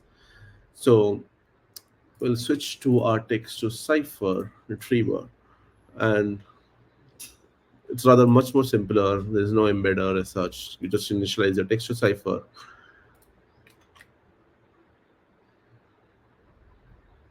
which is this. Um, you create an LLM object, define the node properties. This is how the schema looks like right now. A user has input, let's say, watch, and we just give an example. Okay, which actors starred with metrics? You have to generate this kind of a query. Okay, there's a person acted in movie. The title is metrics. Return the person name, and then you let the text to cipher retriever do the job. The LLM is defined, schema is defined, examples are given, and then we just want to use the retriever where I want to find out all the movies in which Hugo Weaving acted in, starred in. Oops. Okay, let's see how are the results.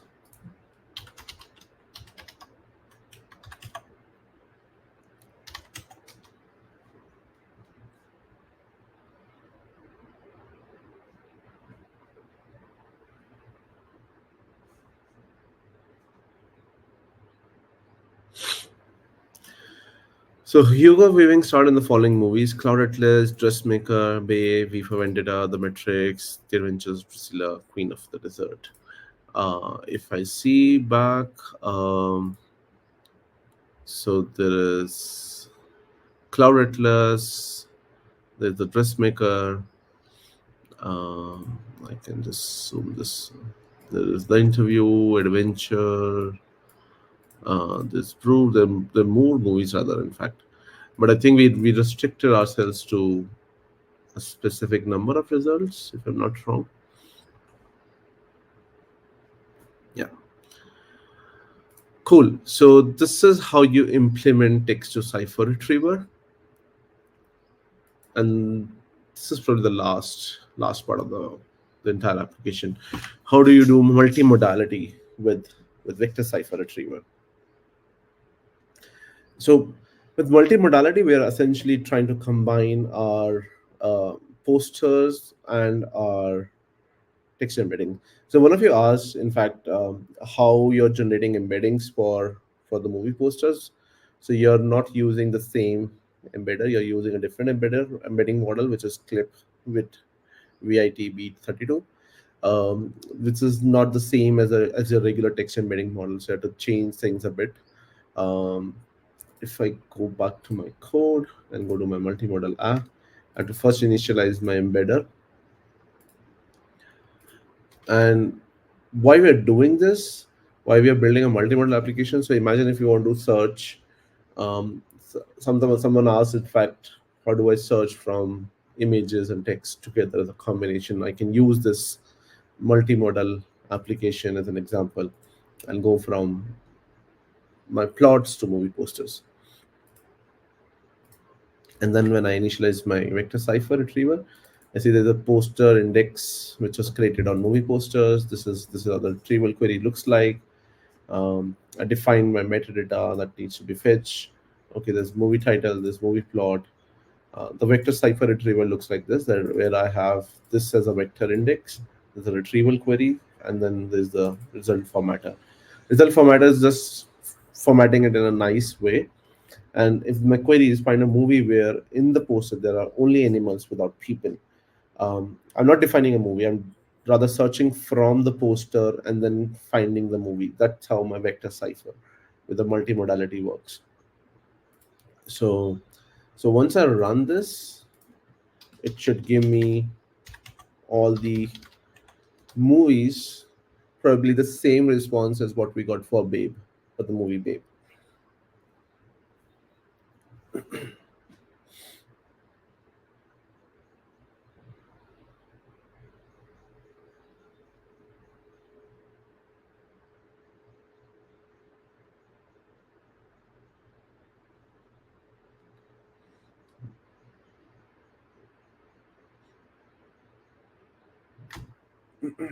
Okay, so there's a movie Apollo 13. Movie plot is NASA, blah blah blah. And this is my score, and this is my movie. Oops, sorry. This is my movie poster. This is what we asked. We said uh, there are only animals without people, but kind of thought that okay, this is a people out. This is an animal out there. Let's look at the another poster. Um, Nearly there. There's only one creature, rather two creatures, but it should be just one. Let's look at the other one. Yeah. Okay. I mean, I agree. I mean, the responses are not accurate. Probably LLMs have to do a better job. Maybe I used. Did I use 3.5 by any chance in this one? I think we used 3.5. Maybe we can experiment this with any other LLM, any other embedding model, see how the results are. But this is essentially how you do multimodality. This is how you achieve multimodality um, with Neo4j, combining images with text. Okay, so this is a wrap. Congratulations, you successfully completed this workshop. We learned about vector retriever, vector cipher retriever, hybrid retriever, hybrid cipher retriever, and textual cipher retriever. We also built a multimodal application that integrates both textual and visual data. And we talked about this entire GraphRAG Python package, Neo4j GraphRAG package. It's a quick recap: vector retriever would only use vector index. There's no full text. There's no manual cipher. There's no automated cipher. Versus in a vector cipher, it will do a combination of vector index and a manual cipher. A hybrid retriever would do all the three: vector index, full text, and a manual cipher. But there's no automated cipher. Um, Sorry, hybrid cipher retrieval will do all the three, but no automated cipher. A hybrid retriever will only do a vector and a full text search. A text cipher would do none of these, and it will just do an automated cipher for you. Cool. This GraphRAG Python package is getting updated every now and then, so make sure that you're on the latest version. You check out the documentation. Um, I will switch to my presentation and talk about some of the resources. These are some demo codes. You can check out these Python examples as well, GraphRAG Python examples. This is the free course that we refer to. There are more information about this package over here. Uh, there are a lot of generative AI courses and resources that you can take up. Um, Check out the upcoming events over here at this URL.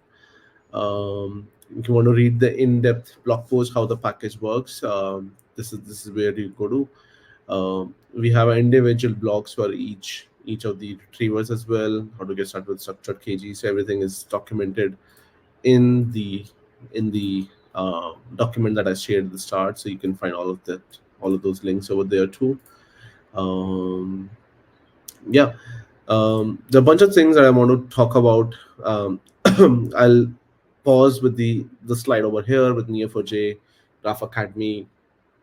So as I said at the beginning, we use Graph Academy platform, which is our one-stop solution for all the hands-on courses, um, graph content. These are all completely free from beginner to intermediate to advanced. So you can curate your own learning paths. You can learn about Neo4j GraphRAG. I'll ask Samriddhi if Samriddhi can um, showcase the GraphRAG link, and then I'll take up a few questions also in the chat. Yes, so that's a one-stop place where you can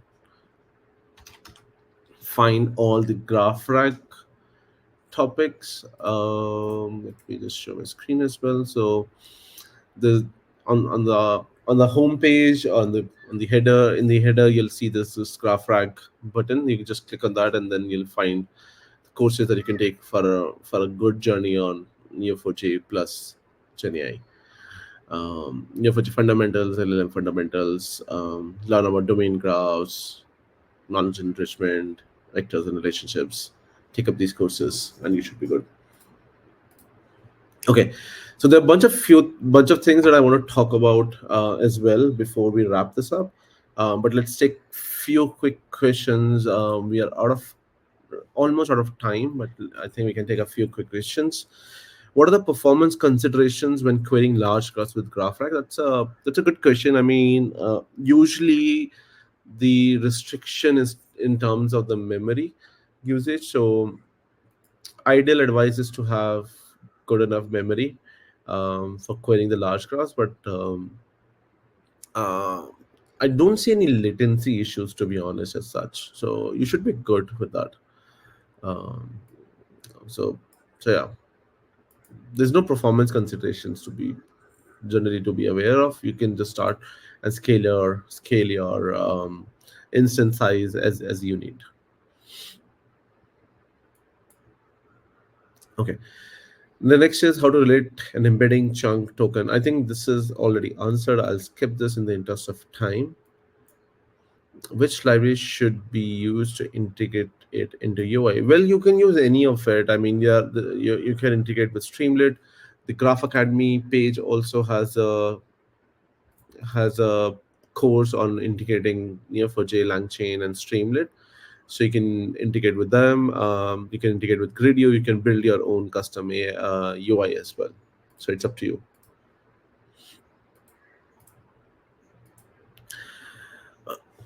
Okay, so the next question is, how easy, difficult would be to use chunking, name and recognition for unstructured data in the form of Excel sheets as an equipment spec sheet with data filled in multiple cells for different kinds of cell type, properties, subproperties, etc. But will identify the relationship between cell types as per the structure of the sheet. And so I have not explored this. It's a good question, but um, it should not be that difficult. Since Excel sheet is already in a structured format, and what we're trying to do is from unstructured, we're trying to go to a structured format. So it may not be that difficult. Probably you might have to do some initial pre-processing, and then you have to create those relationships and then structure on your own, and then you can pass that schema to the LLM, and then probably the next ones would be relatively easier. So you might have to do some initial schema, define some schema at the start, and then it does the job for you. So yeah, that's an option. Going back to the listing entities and relationship sections in a real world project, how do we scale that? Is that where an ontology comes in? Well, yes, now there are things have improved where you do not have to list them on your own. You can just directly call out a function, it fetches the schema on the go. You do not have to manually list your entities and relationships. So in your real world project, that's much more beneficial where it fetches the schema on the go instead of manually listing everything. So imagine if you have 200,000 nodes and 400,000 relationships, it's practically impossible to list all those nodes and relationships out there.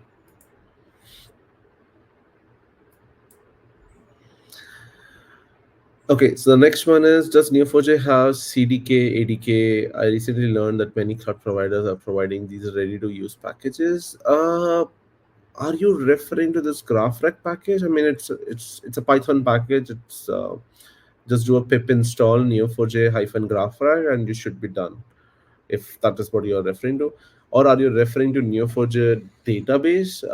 We of course have a desktop version which you can just download and then use it. Um, so yeah. So the next one is the retriever selection solely based on the question asked? Since it's pre-MCP, I'm curious if there's another mechanism to discover and select the retrievers selection depends on what you want to retrieve. For now, what you see that we have used separate scripts for each of the retriever, where individual retriever is doing the job. Ideally speaking, I would preferably use just the hybrid cipher retriever, um, because it's helping me do both vector, full text, and a manual cipher. But it would vary if you want to use any other. Probably in an MCP domain, you might want to give an option and build a agentic application of sorts. You say that okay, you have all the retrievers, do all like test it out with all the retrievers, and which one is giving the best answer, just give it to me. So maybe something you want to try out with that. For now, we are specifying a specific retriever, and we're just using that in each of the individual scripts. Okay, what's the approach if I have multiple nodes with multiple properties and I want to query based on multiple properties, not just a single no movie, but it's a single property. Yeah, that's doable. I mean, you just have to update your cipher query a bit. I mean, multiple nodes, multiple properties, everything is doable. You just have to figure out what you want to retrieve, and you should be able to do it with cipher. Should not be a challenge. There's a nice, if you go and type in Neo4j cheat sheet on Google, you'll see the cipher cheat sheet. I can also recommend you checking that out. Just switch the version that you want to use, and check out those clauses. How do you use those clauses as well? Okay, so we have one more minute left. I'll take this one last question and then the remaining ones, because there's so many of them. Let's take them offline. You can always reach out to me on LinkedIn, or you can post it on community.neo4j.com. So I'll take up this last question, and then there are two or three more slides that I want to show. So when using vector cipher retriever or hybrid cipher retriever, we need to provide a predefined retrieval query. Does this mean you have to create a separate retriever, a custom query for each use case or question type? Yes, that's the limitation for now. Um, uh, that's why we preferably also suggest maybe you can um, combine it with so you can probably what you can do is you can, let's say you use vector retriever, and then for cipher you want to use LLM's own intellectual intellect, and say that, hey, at the final response, you when you're doing a response generation, you can have a combination of what comes from vector retriever and what it comes from a cipher. So you can pass the context from vector retriever to LLM and say, okay, now do a cipher generation on your own, do a cipher query on your own, and then um, give me a result. And then when you're doing a final processing, give me a kind of a defined result. So that's a limitation for now, that you have to write a custom query for each use case or question type in a vector cipher retriever or a hybrid cipher retriever. Okay, so last few things. Nodes 2025, it's back for its seventh year. Somebody, can you just call out the Nodes offer as well? Um, it's the annual conference that we run every year for the last six editions, um, for developers, for data pros, everyone. So we have content for everyone from beginner to intermediate to advanced. It runs across the three time zones in APAC, in EMEA, and Americas. We have dedicated content across everyone. Um, Go on to this link, neo4j.com/nodes hyphen 2025. Register. The CFP is also live, so if you have an interesting project, any good use cases to showcase at Nodes, to Summit, the CFP is live until June 15th, so you have 10 more days. Again, as I said, so since we have content for everyone, so even if you want to present a beginner level content, it's totally fine. uh, do Summit. We are looking for some excellent submissions from community, and we encourage more community submissions and community speakers to present. Samriddhi, can you just present the offer for Nodes, if they can just click on it? Samriddhi, are you there?